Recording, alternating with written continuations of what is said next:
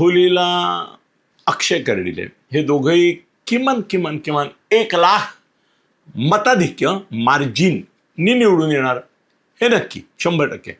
महाराष्ट्राच्या राजकारणात काय फरक पडणार आहे? काही नाही. अक्षय कर्डिले आल्यामुळे हात वर करताना एक हात वाढणार एवढंच. आणि सुनेत्रा वहिनी उपमुख्यमंत्री आहेत, त्यामुळे 6 महिन्याच्या आत त्यांना कुठेतरी एखाद्या सभागृहात निवडून येणं आवश्यक होतं. तर ती एक फॉर्मॅलिटी होती, ती फॉर्मॅलिटी इकडे पार पडेल एवढंच. पण त्या मानाने निवडणूक होण्याआधी, उमेदवारी अर्ज भरण्याआधी जे राजकारण झालं त्याच्यावर यांना बऱ्यापैकी TRP मिळाला.